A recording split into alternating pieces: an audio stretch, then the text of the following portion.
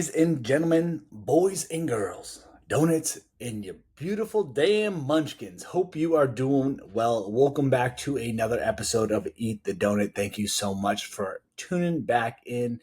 We are going to just get right into things today. As you probably saw in the title today, we are going to talk about the scale and why your weight fluctuates during fat loss, because this is just something we need to chat about. It's funny when I'm doing check-ins, talking to individuals, whether it's on social media or friends in the gym, like wherever it may be, and how much the scale just mentally, pardon my French, but fucks with us. And when we put so much energy into what the scale is saying, and that ends up being the reason why we're not making progress. Because the reality is, the scale is going to fluctuate. Your weight is going to fluctuate day to day. And I need to talk to you about this, about why your weight fluctuates during fat loss and always will. So you stop blowing a gasket every time the scale ends up spiking up. Because picture this. This is typically a common situation, a common scenario. You are crushing your nutrition, you're killing it at the gym, and you're so proud of your consistency and the effort you're putting in. And what happens? One day, you step on the scale, and it's not going in the direction you wanted to go. It spikes up, and it kills your momentum. You think, you know what? Fuck it. This isn't working. So why am I even bother doing this? And you end up stop doing everything you have been doing. You just sort of be like, all right, well, you know what? If this isn't working, so why would I bother continue doing this? Well, one, you should do it because of your health, to give yourself a nice, long, healthy life at the best quality of life you can live. But specifically for weight loss, fat loss goals, this is probably why you're not making progress, because you give up before the magic happens. And if this sounds familiar, let me know, because you are not alone. And this is okay. Like, you are not alone. This is very common for a lot of individuals. And I don't blame you for it. I think this is partially what we're marketed to focus on. This is, what products sell you. Hey, lose 10 pounds in, 10 days, or lose 10 pounds in a month. Or the magazines, this one always gets me. The magazines that are in the grocery store when you go to the checkout line, but they'll have, the secret to dropping 17 pounds of fat off your stomach this month. Whatever they're marketing, it's just a bunch of crock shit. Anyways, listen to this clearly. Scale fluctuations are normal and are going to happen. No matter how perfect you are, no matter how perfect your nutrition is, no matter how perfect your training is, no matter how perfect things are going, the scale is going to fluctuate no matter what. And judging daily scale fluctuations is, I always like to take the reference from, if you are a big Friends fanatic like me, but there's a scene where Joey Tribbiani talks about a moot point. It's just a moot point. It's like a cow's opinion. It just doesn't really matter. And that's what scale fluctuations are. I'm not going to say they don't completely matter, but when you are so focused solely on the scale, when you are so focused on the scale and that's your only form of measuring progress, if you are so focused on what the scale is saying short term as well, it is going to drive you nuts. It is going to drive you insane. So repeat this after me. Weight does not equal fat. Again, weight does not equal fat. So if I took a poop right now, so let's say I go jump on the scale. All right, I weigh myself. It weighs whatever, like 200 pounds. I step off. I take a big old dookie. I step back on. Let's say it says 198 pounds, 0.5. I took a 1.5 pound poop. That doesn't mean I lost fat. I literally just lost weight. Like, weight exited my body. It was just poop. It wasn't fat. Same thing if you weighed yourself one morning and then it was Thanksgiving, let's say, and you ate all the food, right? You had the turkey, the mashed potatoes, the corn, the bread, the stuffing, the cranberry sauce. Like, you were eating it all. Now I really want a good old Thanksgiving sandwich. But anyways, if you ate all that stuff and then weighed yourself at night, you're going to weigh more. Not because you put on fat that day, because you have so much food volume in your stomach. You have so much weight inside of you, so obviously it's going to spike up. Same thing if you stepped on the scale and we're holding a 10-pound dumbbell, you are holding on to more weight. It's the same thing, but just in your body. So it's important to remember that weight doesn't equal fat, which leads to the following question. How do I measure the scale progress to know if I am actually losing fat then? Because the scale isn't a bad tool to measure progress, but it shouldn't be your only one, and it shouldn't be something you're judging on a day-to-day basis. Because you may judge your progress day to day or even week to week. You are just being so short-sighted with it. Instead, you have to think big picture. Judge it over the course of a couple weeks to a couple months. I always like the idea of like 4 to 8 weeks is a good way to measure that progress, specifically on the scale. And if you see that global downward trend happening over a longer period of time, you're making progress, right? What you're doing is working. So if you see basically it's going to go up and down day to day, maybe even week to week, but over the course of 4 to 6 weeks, if we can see that downward trend happening, progress is happening. Like it might not be a pound every single week. It might not be a pound every single day. It definitely won't be a pound every single day. But if we see, hey, week 1, I was at 200 pounds and now I'm trending down to 195 after 8 weeks. Cool. We're downward trending. Like progress is happening. It's just not happening day to day or even week to week. Now, if the weight isn't trending downward, that's still okay. Now you have the data you can now analyze to make possible adjustments if needed. Whether your calories do have to be cut down a little bit by a couple hundred, whether there's something maybe you're missing, maybe your tracking accuracy's off, maybe your consistency's off, maybe the weekends are getting to you, but look at it as data. If there's not progress necessarily happening in 4 to 8 weeks, okay, let's reflect on this. Let's look at the data. How consistent am I being? How accurate am I being with my tracking? Is there anything I'm missing? Am I counting my licks, bites, and nibbles? I have a whole podcast on things from a tracking standpoint that you could be missing. So that's definitely a podcast to check out after this. But it always comes back to like reflecting on your progress as data. Is what we're doing working, right? Hey, I'm working out 3 days a week. I'm tracking my calories. My calories are this number. My protein's this number. I'm getting this many steps a day. Cool. Is this working? Yes. We notice progress has happened. Hey, no, it's actually not working. It's been, 3 months and I'm not seeing much progress. Cool. Well, let's take a look at things. Let's see what we're missing or if we do have to cut your calories back a little bit. So again, out of this section, let's call it, just remember, like weight does not equal fat. And I'm going to also go over other ways to track progress, but I also just want to really hammer this down that we want to look big picture. We have to zoom out and look at the bigger picture here. Look at things with more time rather than just day to day, week to week. But I'm going to go over all the different reasonings why the scale is going to fluctuate and why it might spike up overnight. So you can stop flipping your shit and realize like, hey, you don't have to drink a bottle of laxatives just to make that scale move. You don't have to hit the sauna for an hour just to see that scale move. That's always a joke I like to make for individuals who are very focused on weight loss. I'm like, all right, if you want to lose weight, just drink a bottle of laxatives.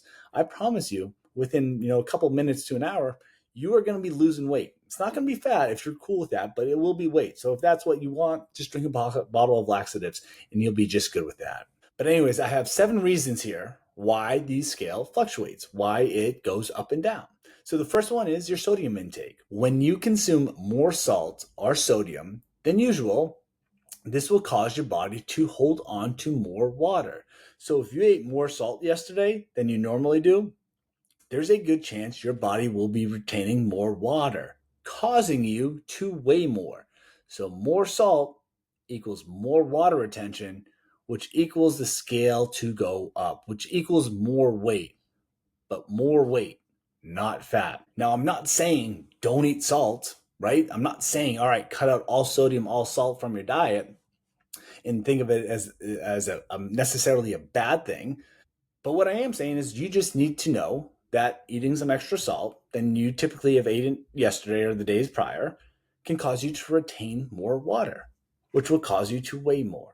So the scale may spike up just because your sodium intake was a little bit higher. Number 2, you just ate more food than you usually do. You ate maybe even a little bit later than you typically do. So let's say you had a crazy day. You had a piece of fruit, maybe a protein bar, maybe a shake during the day. And then after work, you go to your kid's school play. They're rushing around like crazy. You're rushing around like crazy. You're doing all the things and you are unable to really stop and eat, or at least not eat that much. Then finally, when you get home, you actually have a meal, right? You have a full on meal, protein, vegetables, some carbs, all the things, like a full on meal. So maybe a little bit bigger meal than you typically would have for dinner, just because you haven't eaten all day or eaten that much all day. Well, when you wake up the following day, you will have a bunch of food sitting in your stomach from the night before. So you didn't overeat your calories. You just ate most of your calories at night, which now is just sitting in your stomach. And now you're physically weighing more because of it. Same thing if you just ate more in the day. Like let's say, you're typically eating 1,800 calories a day. And then you just go have a little bit more of a flexible day, right? This is where some people get frustrated as well when they have the day, quote unquote, off track. Let's say they typically eat 1,800 calories, and then one day they ate 2,500 calories, right? They increase their calories by 700 calories. Well, we're used to eating 1,800 calories a day, and that's how much food and food volume their body had day to day. And now they had one day they ate a little bit more, so they had even more food volume that day. So obviously, if you have more food volume, you're going to have also more water retention because of that food volume, which is going to cause the scale to go up. But again, that's food and water retention, not fat. It's just weight, not fat. And then number 3, you just maybe ate more carbs than you typically do, or just ate more carbs in general, right? Carbs are like a sponge. Let's take a sponge, for example. Right? If you have a sponge that is full of water, and then you take out a brand new sponge that's right next to it, they look the same, right? Without picking it up, without touching it, they look identical. But when you obviously pick it up, one's full of water, one's dry. Okay, it has more water in it. It doesn't look any different. It actually looks the same, but one weighs a little bit more just because it has water in it. It's absorbed all this water. Same thing goes with carbs. Eating more carbs than you usually do will also increase your water retention, causing you to hold on to more water and weigh more. So again, if we take this, more carbs equal more water equals more weight, not fat. And just a little side note here, this is why a lot of individuals who do keto and start keto, they initially lose weight rapidly just because they're dialing back their carbs. If you don't know what a keto diet is, it's just basically like a moderate protein, high fat, low carb diet. Typically, they're having like less than 50 grams of carbs per day, roughly around that. And since they're having less carbs, they're having less water retention. So that's why, like day to day, week to week, early on in their diet, they will notice rapid weight loss on the scale. But it's just because their body's not retaining as much water. But then it ends up panning out. And this is why a lot of people get off the keto diet, is because one, it's typically unsustainable. Not to knock on it, or if that's a diet you're on and you feel good and you like it, cool. But most people do have a hard time on it because it just doesn't fit their lifestyle. It's unsustainable. I remember when I tried keto, after like a week, I got the keto flu and it sucked. And I was like, this is actually not my favorite. And they always say like, push through. But I'm like, hey, I actually am going to have carbs in my life at some point again. And I do like them day to day. So why would I do with this diet that actually doesn't fit my lifestyle? Anyways, getting on the side rant here. But a lot of people will stop because at some point the scale stops moving. Now it becomes a calorie in, calorie out thing, where they lost a lot of water retention early on, but now their body has adapted, has adjusted. And unless they're in a calorie deficit, they won't lose weight. They won't lose fat. So they will remain the same fat percentage, body weight, day to day, week to week, because they actually didn't change their calories to be in a calorie deficit. They're just not eating as many carbs. So it did make them drop weight early on, but then it panned out. And now they're the same day to day, week to week, month to month, because their calories are the same too. They didn't actually drop them down to be in a calorie deficit.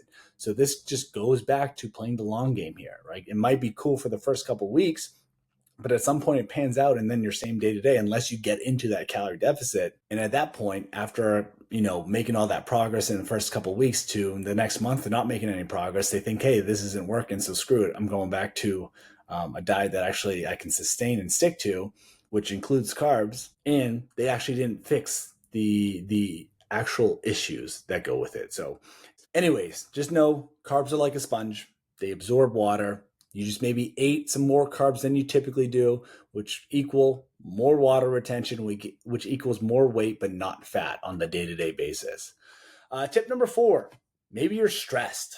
Your stress levels have been increased. Maybe it's the end of a quarter for work. For teachers, maybe it's the end of a school year. Maybe for a nurse, it's just a crazy day, which I know for nurses, most days are crazy, but maybe it's just an even more stressful day. Whatever the reason, the kid's schedule may be crazy, whatever's going on from a stress level. Maybe you're not getting enough sleep. An increase in stress can do 2 things. One, it can cause you to eat more, right? That's a common thing. We get stressed.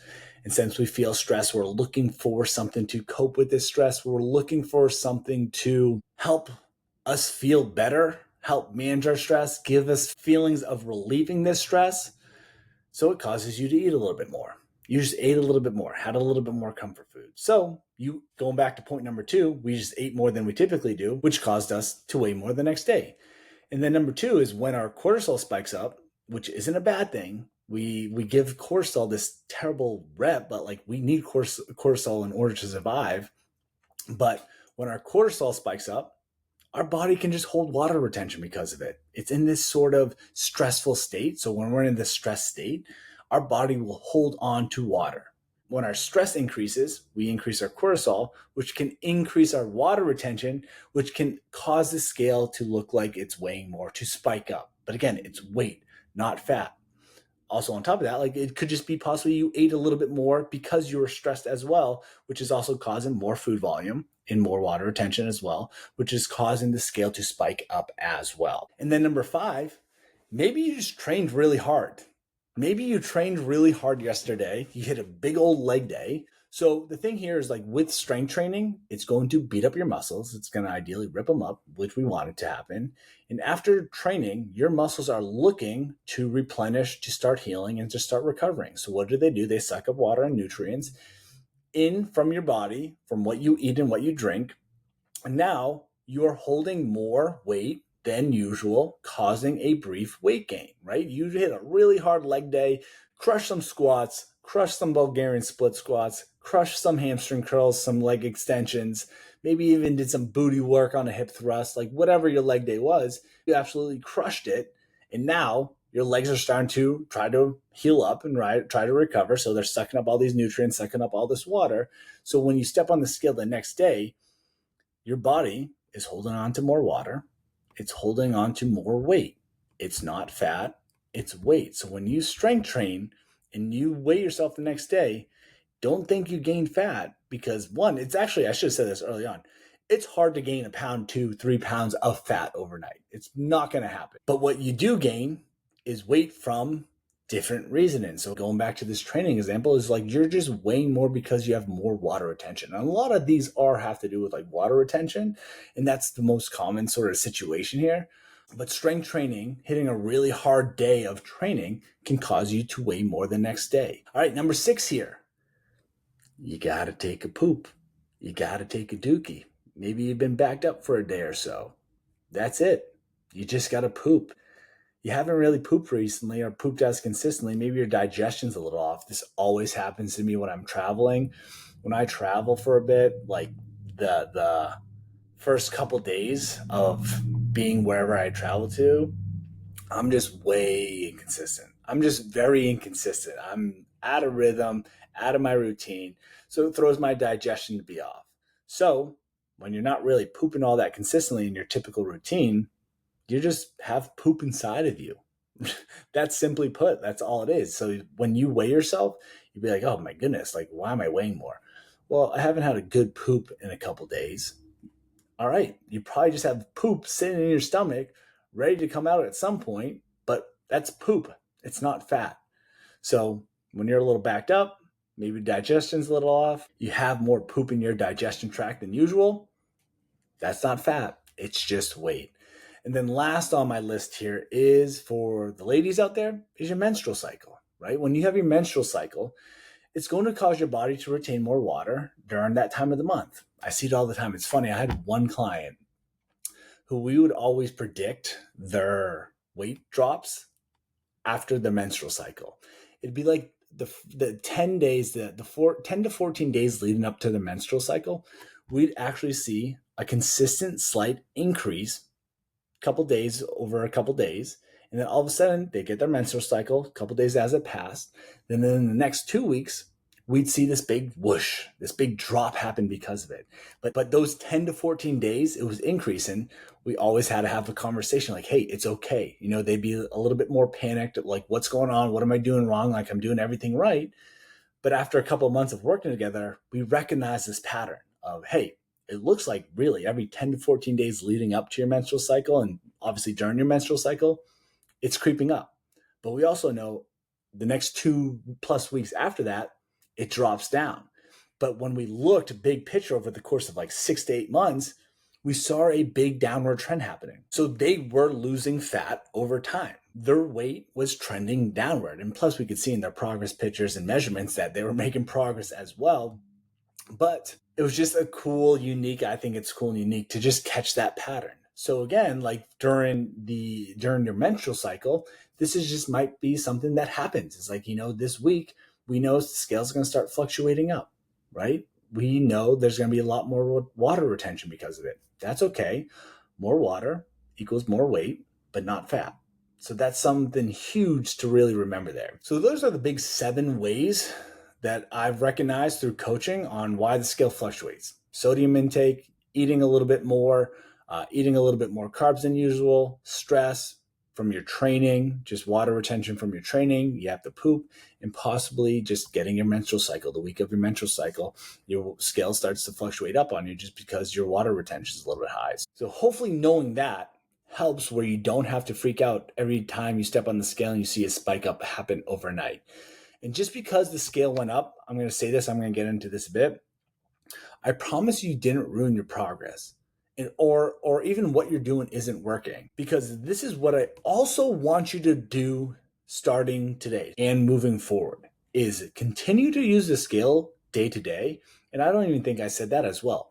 When you are measuring your progress on the scale, what I want you to do is measure yourself every day. You are going to wake up first thing in the morning, go to the bathroom, take a pee, take a poop, take care of business there, and then just weigh yourself after. First thing in the morning. Wake up, go pee/poop, weigh yourself, and that's your weigh-in for the day. That's it. You don't have to do it 2 hours later, in the afternoon, in the evening as well. Just weigh yourself first thing in the morning and do it day to day. And it's just day to day. We are not judging that scale progress for at least 4 to 8 weeks because we want to see how that data tracks over the course of a longer period of time. We want to see if there's a downward trend happening over the course of 4 to 8 weeks, not just for a couple of days, not just for like a week or two. We want more data for a longer period of time. Something that I'll also have some of my one-on-one online clients do as well is I'll actually have them track their weight day to day, but then average it out week to week and see how the weekly averages trend. That can be pretty helpful as well. But like just getting the average week to week can be helpful from a mental standpoint on tracking your weight. But no matter what, I'm always looking at it as a coach, just seeing how it's trending over the course of an entire month to 2 months. But on top of the scale, because that's not the only thing we're going to do, I also want you to take progress pictures. Take a picture of your front side, go to the side, take a picture of your side, turn around, take a picture of your back. You're going to take 3 pictures there. You're also going to see how those trend over the course of about 4 to 8 weeks as well. Also, take measurements as well. Typically just around your waist and around your hips. So think about like belly button height. Go from one side of your belly button, wrap it around your waist to the other side of your belly button, take a measurement there. And then your hips, which will be, think about like the middle of your butt, like the peak point of your butt around to the other side. And we're going to take measurements as well to see how those measure out and how those progress over the course of 4 to 8 weeks. And to even add one more, this is actually something, I'm not going to say it's like new that I've been doing, but something that I've been more on top of people doing over the last like year or so is picking out a piece of clothing right now when you first, let's say, start your weight loss journey, start a fat loss phase. Pick a piece of clothing right now, whether it's a bathing suit, whether it's a pair of jeans, whatever it may be. Something that's a little snug. Maybe it doesn't fit, maybe it fits, but it's really tight. but also seeing how that feels over the course of 4 to 8 weeks. Because if those clothes are getting looser as well, because then we can see how those clothes fit and if they fit any more comfortably than they did when you first started. Now, I'm going to say this as well, because this was an awesome scenario I had with a client when they first started. Is the first 3 months in, they were crushing their workouts. They were dialed in with their nutrition, doing a really good job of hitting their targets week to week. Were really, really consistent for the first 3 months. And yes, the scale did move a little bit. I think they were down like 2 or 3 pounds over the course of 3 months. But they were frustrated. They're like, hey, I've been so dialed in. This should be a little bit more, I'd say, like just a little bit more, I think. And what I said is like, hey, you haven't also updated your progress pictures or updated your measurements as well. And then the next day they said, holy shit, Kev, I'm down more than 5 inches between my hips and my waist. 5 inches. Holy shit. Like that's a shit ton of progress in 3 months. So even though they were frustrated that the scale wasn't as moving as quickly as they thought, or at least not as much as they thought, at least they were putting the effort into, because they were crushing it. They were working out like 4 to 5 times a week, really dialed in with their nutrition, hitting their protein targets, and the scale was just frustrating them. But when we remeasured waist and hips being down over 5 inches, like that's physical size changing. Like that is you making progress. You are actually shrinking inside. Even though the scale wasn't really moving all that much, their physical shape of their body is changing. Like they are physically losing fat and they are happening to be putting on muscle as well. So that's the tricky part of this, right? When they're training super hard, strength training, dialed in with their workouts, really dialed in with protein, hitting their calorie targets, they're actually putting on muscle and losing fat as well. So you think about it, you drop 5 pounds of fat, gain 5 pounds of muscle. On the scale, it's going to be the same weight, right? You gain 5 pounds of muscle, drop 5 pounds of fat, it equals the same weight. But when we take our measurements, and we also looked at the progress photos as well, which were a big difference as well. But when we noticed the measurements showing us, hey, you are physically down in sizes, right? You are physically, your body is physically changing. So what you're doing is actually working. You're building muscle and just losing fat, which I think is the goal for most of us. So when it comes down to it, the scale's not moving all that much, but your progress photos are different. Like you are noticing more muscle, you are physically looking leaner, you are physically looking a little bit more defined, you notice body fat is shrinking down, or your measurements, the measurements are down. Progress is progress. If that scale's not moving, but measurements are improving and progress photos are improving, or that piece of clothing you wear is fitting more comfortably, fitting looser now, you are making progress. What you're doing is working. So keep going. Don't let one fucking little number on the scale dictate your actions, dictate your mentality. And I get it. I'm human. Like whenever I enter or I'm doing like a mini cut or a fat loss phase, and I see the scale spike up a pound or two, I'm like, damn, like that's a bummer to see. Even though I'm a coach and I know that's normal, it's going to happen, I kind of have to remind myself, like, hey, this could have happened for whatever reason. Maybe I had more salt and more carbs, and I had a hard training day the day before. Maybe it's like a couple of the options I said earlier. But we can't let it dictate our actions afterwards. We can't say, fuck it, what I'm doing isn't working, and just throw in the towel. We can't have that sort of reaction. You're okay. It's valid to feel the way you feel and be like, oh, damn, like, that's not fun to see. But also know, like, hey, but that fucking happens as well. Like, who gives a shit? Let's keep on the plan. Let's keep the goal. Let's keep things going, right? There's that difference. Like, we may feel the same, like a bum to see that skill number spike up, but there's a difference of